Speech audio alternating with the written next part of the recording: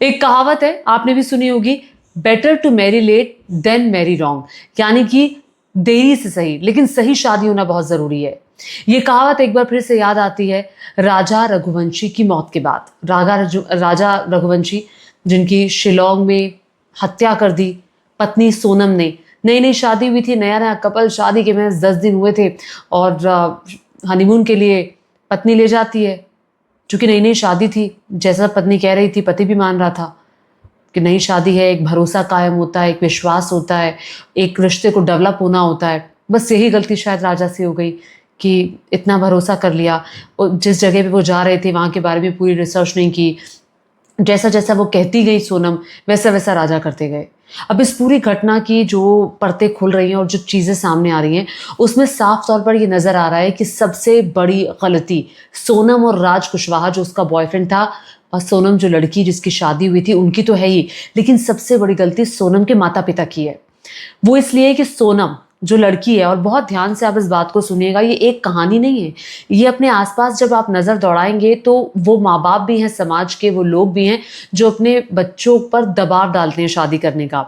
अपने बच्चों को कहते हैं कि नहीं अब शादी कर लो, बहुत देरी हो गया, अरे हाँ तो कहो, किसी को तो हाँ कहो। ऐसा किसी को हाँ करने वाली चीज़ नहीं है शादी, इतना लंबा सफ़र है ज़िंदगी का, उसमें साथ निभाने की बात है। अब सोनम ने अपने माँ बाप को कहा था कि मैं शादी नहीं करना चाहती, मैं राज कुशवाहा से शादी करना चाहती हूँ, मैं राज को प्यार करती हूँ। माता पिता नहीं माने, उन्होंने कहा नहीं शादी तो तुम यहीं करोगी। उसने कहा ठीक है शादी मैं यहाँ कर लूँगी, फिर अंजाम भुगतने के लिए तैयार रहना। अब ये धमकी उसने माँ बाप को दी थी। और एक और बात थी कि एक और एंगल निकल कर सामने आ रहा है कि जो लड़की थी सोनम, ये मांगलिक भी थी। अब इसको ये था कि भाई अगर मैं राज से शादी कर लूँगी तो उसको कोई नुकसान ना हो, तो इसीलिए अब शादी हो ही रही है तो मैं इससे शादी करके किस्सा यहाँ पर ख़त्म हो जाएगा, तो मैं राज के साथ शादी कर लूँगी। और वैसे भी जब मैं विधवा हो जाऊँगी तो फिर माँ बाप मजबूरी में आकर के राज से शादी कर ही देंगे। इतनी बड़ी प्लानिंग सोचिए, दिमाग मतलब उस लड़की का कहाँ से कहाँ जा रहा था और कैसे उसने राज कुशवाहा के साथ मिलकर की पूरी प्लानिंग रची। 3 परिवार बर्बाद हुए हैं। राजा रघुवंशी का परिवार ज़ाहिर तौर पर माँ, बहन, भाई, पिता, उन सब से उनका भाई और बेटा छिन गया। उस लड़की का परिवार, सोनम का परिवार और साथ ही राज कुशवाहा का परिवार जिसकी 3 बहनें हैं, पिता नहीं है और जो पूरे घर का खर्च है वो व्यक्ति चलाता है। अब जेल में रहेगा, पुलिस की गिरफ्त में है। सबसे बड़ी गलती माँ बाप की, जब लड़की ने मना किया शादी के लिए, आप क्यों ज़बरदस्ती कर रहे हैं? क्यों ज़बरदस्ती कर रहे हैं? मत करिए शादी उससे, नहीं करनी तो मत करिए। आप किसी दूसरे की ज़िंदगी बर्बाद क्यों कर रहे हैं? राजा की तो ज़िंदगी बर्बाद हो गई। क्या कसूर था राजा का? क्या कसूर था उसके घर वालों का? उस माँ का रो रो कर बुरा हाल है।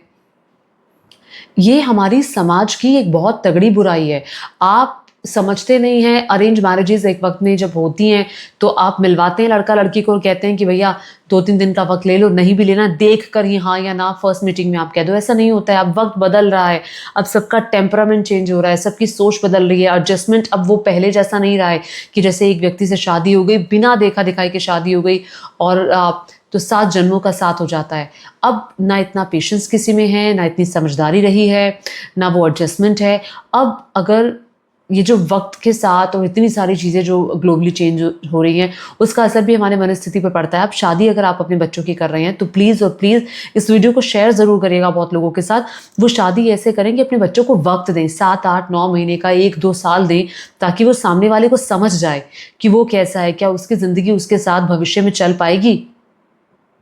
अब समाज के तौर पर भी हम सबको खुलने की ज़रूरत है। नैतिकता हमारी कहाँ जा रही है? सोनम ने जो किया वो बहुत बुरा था राजा के परिवार के साथ। अब आप देखिए ना, सवाल जो खड़ा होता है कि हमारा समाज पहला किस दिशा में जा रहा है? क्या एक व्यक्ति ये सोच लेगा कि मुझे तो पति को मारना है, शादी करके क्यों किसी की ज़िंदगी बर्बाद कर रहे हो भाई? रिश्तों में विश्वास नाम की चीज़ नहीं बची। राजा ने भरोसा किया तो देख लीजिए कैसे रिश्ते को तार-तार किया, भरोसे को तोड़ दिया। परिवार में भरोसा नहीं बचा। माँ-बाप ने शादी की बच्ची की ये सोचकर की कि चलो अब शादी तो कर दी, एडजस्ट हो जाएगी। लेकिन नहीं, उसके दिमाग में तो फितूर चल रहा था। शादी हुई, अक्टूबर में रिश्ता हुआ। राजा ने सोचा कि मैं जिससे रिश्ता हुआ है उसके साथ पिक्चर देखने जाऊँगा, मिलूँगा, जुलूँगा। लेकिन सोनम की माँ को राजा ने भी कहा और राजा की मॉम ने भी कहा फ़ोन करके कि वो मिलना चाहता है, आप मिलने दीजिए। सोनम की माँ कहती है नहीं, नहीं हमारे यहाँ ऐसा होता नहीं है। हमारे यहाँ तो शायद माँ पर्दा डालने की कोशिश कर रही थी। उन्होंने कहा नहीं हमारे यहाँ ऐसा नहीं होता है, इसके पापा को अच्छा नहीं लगेगा सोनम के, तो नहीं, तो शादी सीधा। राजा को लग रहा था कि Sonam is not happy with him, तो राजा ने अपनी माँ से कहा कि मम्मी वो खुश नहीं है, मुझे लगता है आप ज़रा बात करो। तो माँ ने कहा नहीं नहीं ऐसा होता है शादी में, मतलब तुम मिले जुले नहीं हो, और शादी के बाद भी उसका बिहेवियर अच्छा नहीं था। अब शादी हो गई, जब रिलेशनशिप की बारी आती है तो सोनम ने कह दिया कि जब तक कामाख्या देवी दर्शन नहीं होंगे तब तक हम किसी कोई रिलेशनशिप, फिजिकल रिलेशनशिप नहीं होगा। तो कामाख्या देवी दर्शन करने के लिए पहले गए, चूँकि ये पूरी प्लानिंग सोनम ने रची थी। अक्टूबर में रिश्ता हुआ, तब तक कोई मुलाकात नहीं, 11 मई तक, 11 मई को शादी हो जाती है, 20 मई को हनीमून मनाने जाते हैं। 11 मई को जब शादी हुई तो 4 दिन बाद सोनम अपने घर चली गई। वहीं से उसने राज के साथ मिलकर पूरी प्लानिंग रची और सीधे वहाँ से वो एयरपोर्ट चली गई। 20 तारीख को राजा को भी बुला लिया, राजा भी एयरपोर्ट चला गया कि चलो, अब उसने टिकट्स करा ही दिए। अपने परिवार को कहता है कि मम्मी उसने टिकट करा दिए, क्या करूँ? माँ ने कहा चलो टिकट करा दिए तो चले जाओ। वैसे तो राजा ने कहा कि मैंने सोचा था कि मैं बाद में जाऊँगा, एक रिलेशनशिप डेवलप हो जाए। तो अब वो चले गए फाइनली वहाँ से, चूँकि जो जाने का प्लान था वो मेघालय जाने का प्लान नहीं था, वो सिर्फ आसाम तक का प्लान था। कामाख्या देवी दर्शन करेंगे गुवाहाटी और उसके बाद वापस हो जाएंगे, लेकिन आगे का प्लान बना। फिर आगे ये लोग गए और किस तरह से राज कुशवाहा ने यहाँ से प्लानिंग रची, 3 सुपारी किलर्स लिए, उनको ट्रेन से भेजा। फिर बात की सोनम ने उनके साथ कि कैसे मारना है, प्लान 1, प्लान बी, प्लान 3 ये तैयार किया और राजा को मार दिया। अब ये पूरा जो वाक़या हुआ, इस पूरे वाक़ये में देखने वाली बात ये है कि आप ये नहीं सोच रहे हैं कि आप पकड़े जाएँगे, आपको इस बात का डर ही नहीं है। आपको लग रहा है कि हम जो कर रहे हैं वही सही है, हम इसको एक इंसिडेंट का नाम देंगे, लूट-पाट का नाम दे देंगे कि वहाँ के लोगों ने लूट-पाट किया है। अब पुलिस तो इतनी कच्ची नहीं होती है, पुलिस ने सब पूरी रिसर्च की और पूरे सीसीटीवी फुटेज खंगाली गई, 40-45 सीसीटीवी फुटेज को खंगाल करके पूरी एक चेन बनाई गई कि फिर पता चला सोनम ने ये सब किया। जब सारे आरोपी गिरफ्तार हो गए, सोनम अकेली रह गई, तो वो भी गाज़ीपुर के एक ढाबे पर पहुँच करके अपने भाई को फ़ोन करती है। भाई को 2 से 3 मिनट मिलने का वक़्त मिला। भाई ने सोनम से पूछा कि बताओ क्या हुआ था? क्या तुम्हारा हाथ है राजा को मारने में? पहले उसने मना किया, फिर मुँह नीचे कर लिया। भाई जानता था कि बचपन से लेकर आज तक जब वो कुछ गलत करती है तो वो मुँह नीचे कर लेती है। अब वही हुआ, भाई सीधे सोनम से मिलने के बाद राजा के घर पहुँचता है, फूट-फूट कर माँ के साथ वो रोया। राजा के कहा कि मैं आपके साथ ये लड़ाई लड़ूँगा। रोंगटे खड़े हो रहे हैं, मतलब ये इस तरह की घटना है कि मेरी बहन को फांसी की सज़ा हो। एक भाई कह रहा है मेरी बहन को फांसी की सज़ा हो, और ज़ाहिर तौर पर पूरा परिवार, 3 परिवार बर्बाद हो गए। इन बच्चों ने सोचा भी नहीं।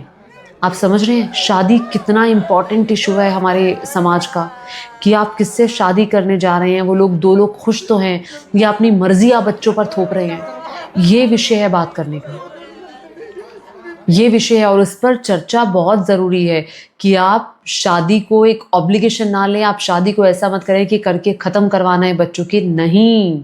आप शादी को ऐसा लें कि ये 2 लोगों की ज़िंदगी का मामला है, वो दोनों रह पाएंगे या नहीं रह पाएंगे। Who are you to decide? Let them decide, let your kids decide कि वो जिससे शादी करना चाहता है वो चाहता भी है उससे करना या नहीं। भाई शादी ना करना ठीक है, आप ज़िंदगी भर ऐसे रह लें, लेकिन किसी गलत इंसान से शादी करके ज़िंदगी भर का आप दुख ले लें, वो ठीक नहीं है। एक किस्सा नहीं हुआ, आप सोच लीजिए, ना जाने कितने किस्से इस बारे में हुए हैं। आपको अतुल सुभाष याद होंगे, निकिता सिंघानिया आपको याद होंगी, मुस्कान रस्तोगी ने अपने पति की हत्या कर दी थी। ये बहुत इंपॉर्टेंट इशू है, विश्वास होना चाहिए, ट्रांसपेरेंसी रिलेशनशिप में बहुत ज़रूरी है, आपसी समझ बहुत ज़रूरी है, कंपैटिबिलिटी बहुत ज़रूरी है। अदरवाइज़ शादियाँ जो हैं वो कैसे राजा ने नहीं सोचा था ये होगा, वो तो खुश था, उसको लग रहा था। एक वीडियो भी सामने आया, ज़रा देखिए वो कितना खुश दिखाई दे रहा है। मैं हूँ दूल्हे की बहन, मैं हूँ दूल्हे की भाभी, मैं हूँ दूल्हे की मामी, मैं हूँ दूल्हे की मौसी, और ये है दूल्हा, मैं हूँ दूल्हा।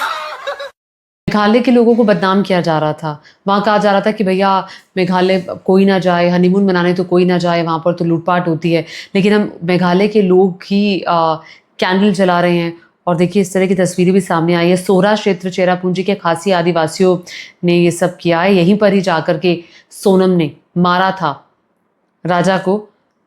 Request to media, stop all reports before verifying. और candlelight vigil by the people of Sohra region देखिए, सवाल तो ये है कि हम समाज के तौर पर कहाँ जा रहे हैं। तलाक लेने से ज्यादा आसान किसी की जान लेना है। सोनम की शादी हुई, वो तलाक ले लेती, लेकिन वो जान ले रही है, जान लेने में हिचक नहीं रही है। आप किसी की जान को ऐसे ले लेंगे बिना सोचे? हमारे अंदर इंसानियत नाम की चीज नहीं बची, कोई भावना नहीं है, नैतिकता खत्म होती जा रही है। दो व्यक्ति मिलकर के साजिश रच रहे हैं, किलर्स को ले रहे हैं, उनके अंदर कोई आत्मीयता नहीं है। अपने रिलेशनशिप को जोड़ने के लिए किसी एक व्यक्ति की जान लेना कहां तक जायज है? सख्त से सख्त सजा होनी चाहिए, कानून अपना काम करेगा, लेकिन समाज के तौर पर मैं फिर कह रही हूं, बदलाव की जरूरत है। आप दो लोगों की शादी कर रहे हैं, अगर रजामंदी नहीं है तो शादी नहीं होनी चाहिए। मेरा ये वीडियो आपको कैसा लगा नीचे कमेंट करके बताइएगा, और साथ ही साथ मेरे चैनल को सब्सक्राइब करना मत भूलिएगा। धन्यवाद।